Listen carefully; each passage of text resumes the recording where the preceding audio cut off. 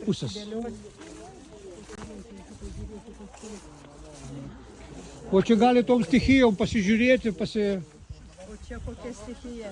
Oras liktai. Oras čia turėtų. Oras. O bangų, ne bangos?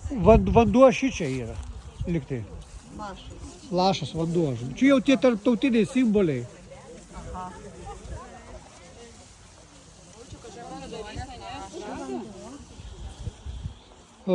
Geras toksai klausimas ir pastebėjimas. Darys estradą. Šiaip iš tikrųjų tai jau yra padaryta, bet padaryta yra, kaip sakyti, valdiškai. Menininkas jūsų būsit dirbtuvės pas Antaną. Jis norėjo labai padaryti gražiai, bet gavos tik tais labai mažą dalelytę to, ko jis norėjo padaryti šitos estrados. Vis tiek įdomiai, originaliai, labai.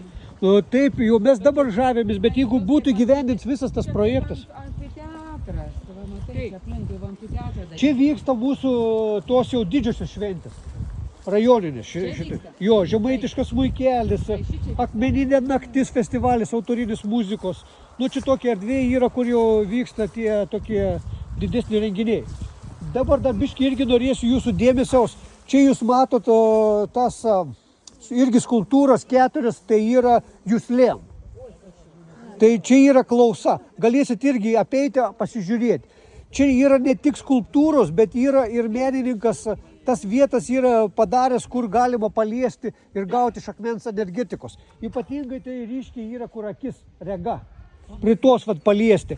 Ir menininkas, jūs pats jūs su juo pabendrausit, pamatysit, jis jaučia tą energetiką akmens ir tikrai, aš tikiu, kad jis akmenį randa tas vietas, taškus, kur, kaip, ką padaryti. Tikrai taip. Tai va čia yra klausa ir einam link regos.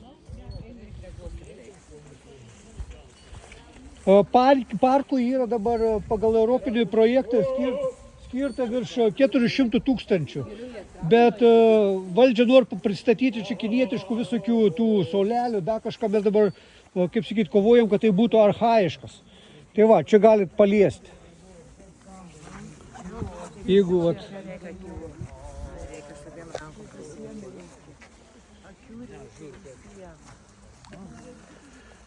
Menininkas visados klausia, kokios regos atsisakyti norėtumėte. Juslės. Kokios juslės atsisakyti. Be klausos, be regos.